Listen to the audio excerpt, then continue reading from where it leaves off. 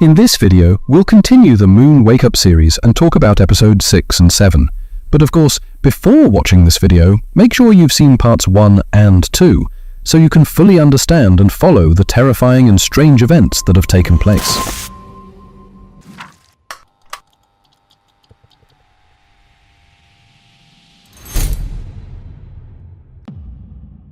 Episode 6 begins in the same time period where Episode 5 left off, about 150 years after the disappearance of Jupiter, Saturn and Uranus. We learn that, despite the catastrophe and the countless hardships humanity faced over the years, mankind has managed to recover and adapt to this new reality. And of course, all of that was made possible thanks to the FRND organization, which played a major role in humanity's technological and social evolution. Now, we see that ordinary people can travel into space with ease. Space tourism has become as simple as taking a vacation. This is the future that FRND built for humanity. However, a new problem threatens our planet. This danger began after the disappearance of Jupiter, because Jupiter used to act as Earth's natural shield, protecting it from asteroids and meteors that could otherwise crash into the planet. Now that Jupiter is gone, Earth is left completely exposed, vulnerable to asteroid impacts at any moment. Fortunately, the FRND organization is still around to protect humanity. We see that they've developed a new kind of defense weapon called PEU cannons, massive energy-based guns designed to destroy or deflect any incoming asteroids or space debris before they reach Earth. At first, the plan seems to work perfectly. We watch as one of the PEU cannons successfully obliterates an asteroid headed straight for the planet. But soon, things spiral out of control. See? Nothing to worry about.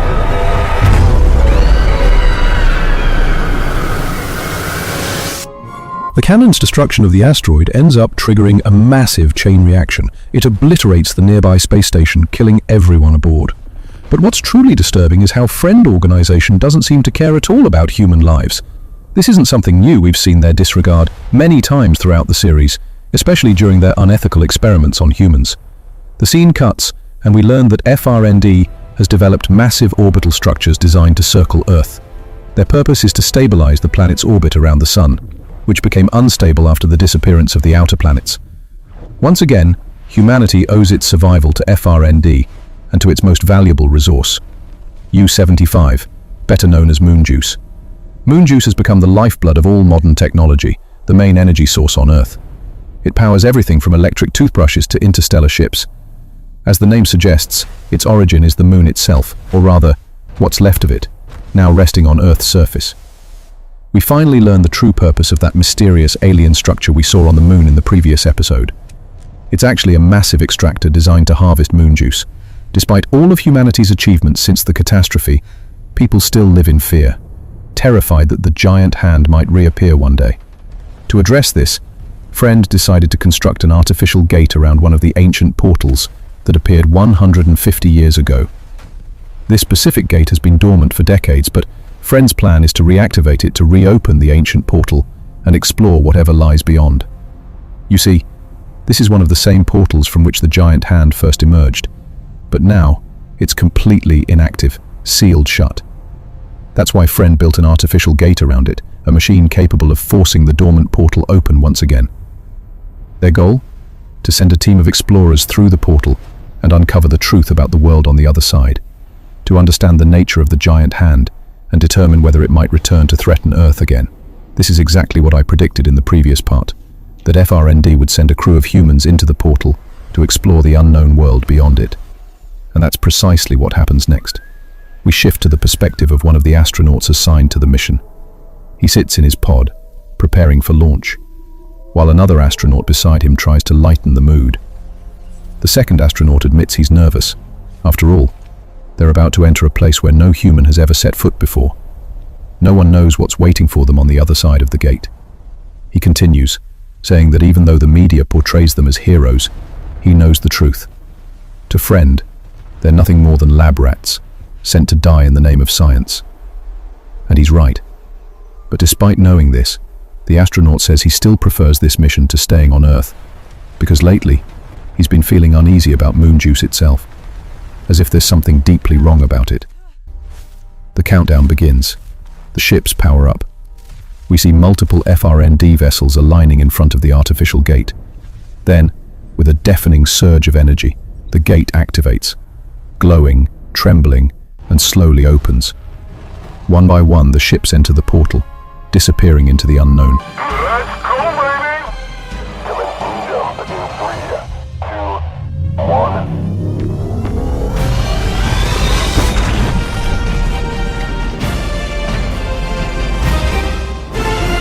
The scene cuts suddenly, shifting to an exterior view of the gate moments after the spacecrafts have entered through it. 100 credits is already dead.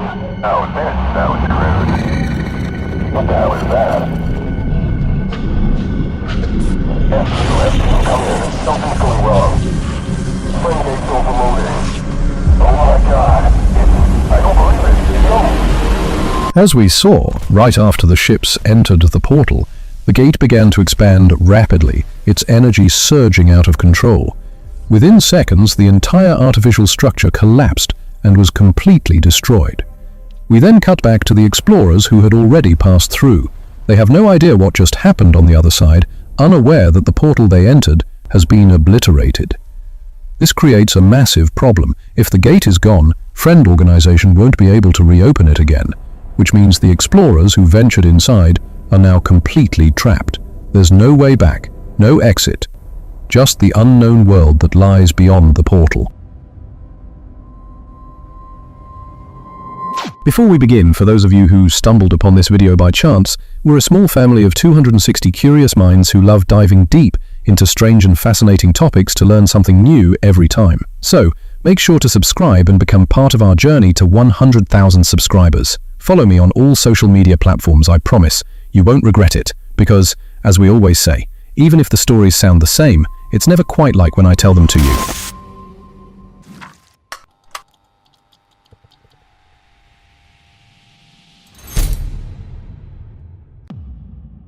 We return once again to the astronauts, and here we see a conversation between one of them and the AI system belonging to the Friend Organization. The dialogue feels completely absurd, once again proving for what feels like the 1000th time that the Friend Organization doesn't care about human lives at all. To them, people are nothing more than tools, to be used whenever and however they please. That's a start. Wormholes holding? Remind me again why you were trusting Friend Industries' calculations. Our calculations were thoroughly reviewed by over 3 people, all of whom have since been decommissioned and or disposed of for insubordination. Is that supposed to make us feel better? Your feelings are not important. The success of the mission is my only priority. Great. This conversation perfectly reveals how the Friend Organization views its own employees as nothing more than expendable instruments used to achieve its goals. Moments later, the AI system warns the astronaut that a massive object is moving toward them at incredible speed.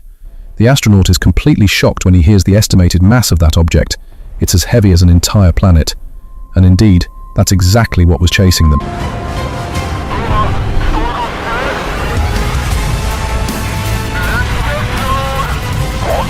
thought Neptune was on Awakens. Well, let us stay awake right about now. Mayday, we'll call it gravity force. Multi-failing. Damn, hold on. Approaching exit in field 3. Here. It turns out that Neptune had followed them through the gate, chasing the fleet relentlessly and devouring one of the ships in its path. The other astronauts, however, are luckier. They manage to escape and reach the exit just in time, before Neptune can catch them.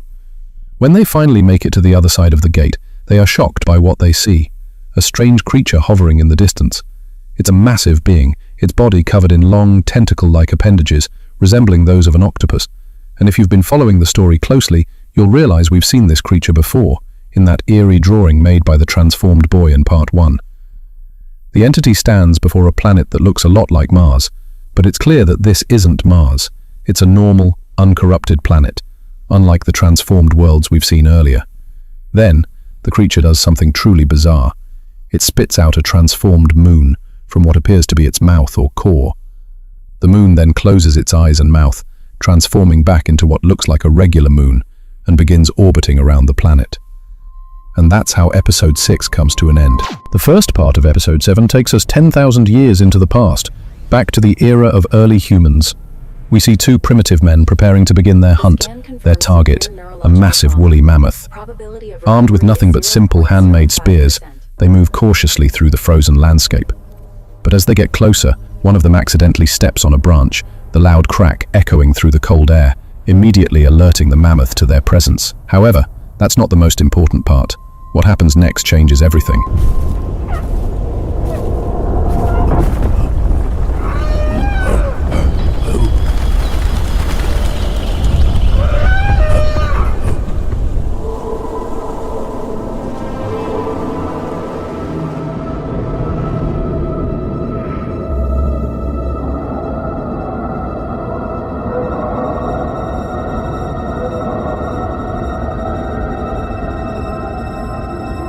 A minor earthquake shakes the ground, causing animals and birds to flee in panic. In the sky, a strange, colossal entity appears, the same creature we saw in the previous episode. The creature approaches the moon and destroys it with terrifying force.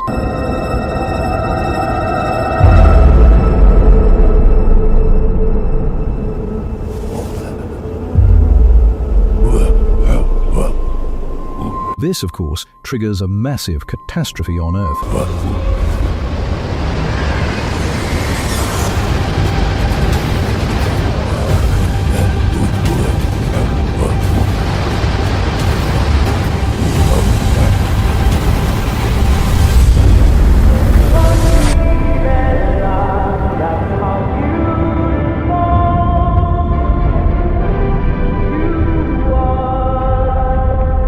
The moon is completely destroyed, breaking into small fragments, which trigger massive tsunamis on Earth.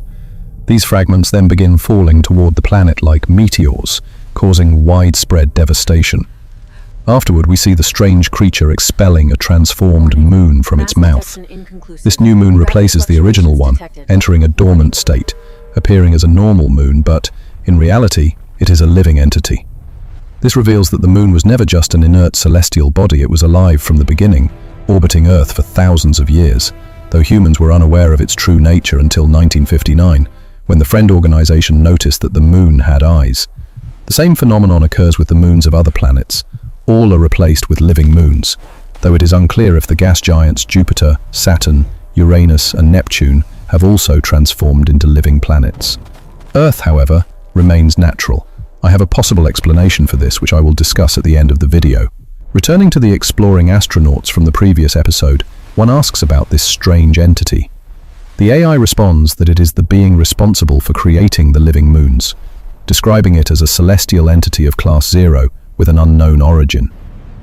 The astronaut asks how to destroy it, pointing out that even their missiles are ineffective, and that attacking it could provoke Neptune, which might strike and consume them, just as it did with the second spacecraft. The AI proposes a sacrifice.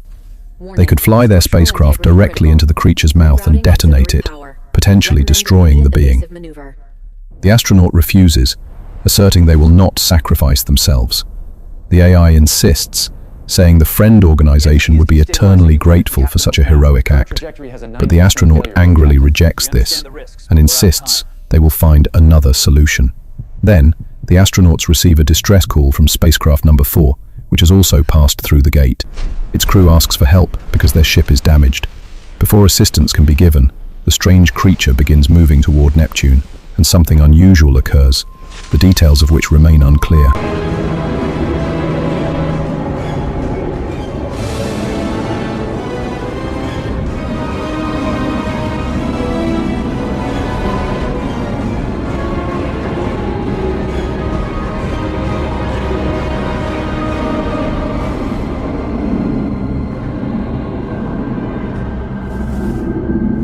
What the bloody hell are we watching right now? This is certainly a first for me too.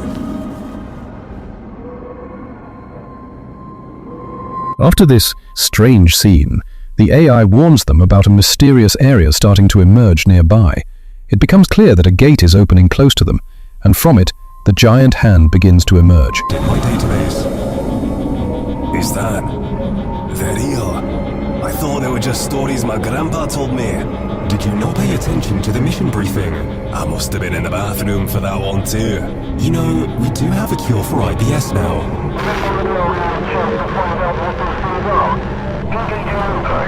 Staggers forward, wait! It's too dangerous! No, let them, for the greater good. As we saw, the giant hand appears and seizes the planet Neptune. Ship 4 decides to pursue it. One astronaut tries to stop them, but the AI instructs him to let them go, saying the chase will serve the mission. Ship 4 dives into the same gate the hand emerged from. Meanwhile, the other strange creature begins to move away on foot. The AI orders the team to follow. The astronauts give chase at terrifying speed into a place no human has ever been. A pursuit where a single collision at that velocity would mean instant death. But the AI reassures them, telling the astronauts that everything will be fine. They approach the creature, but it's clear that the creature was aware they were following it. What happens next unfolds from there. She's a fast one, ain't she? Don't lose her. What's she doing?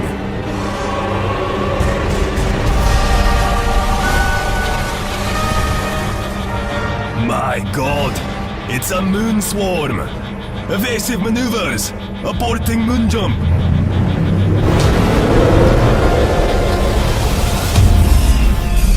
Warning, heavy drive damage sustained. Where are we? The creature releases an enormous number of transformed moons, and one of these moons collides with the spacecraft, damaging its engine and leaving it stranded in the middle of space in an entirely unknown location, millions or even billions of light years from Earth, meaning there's no hope of returning home. The AI explains that they might be in a region called Nix. Soon after, they notice a planet nearby, which shows signs of moons having collided with it, similar to what happened with Earth. The AI reports that upon scanning the planet, it has detected signs of life. However, the planet belongs to the B-class category, meaning that the civilization on it is still primitive. The video ends at this point. Now, let's address the question, why do planets turn into living beings? If we go back to the beginning of episode 7, we see celestial beings replacing the moons of planets with living moons. For some reason, these moons enter a dormant state, pretending to be inanimate objects.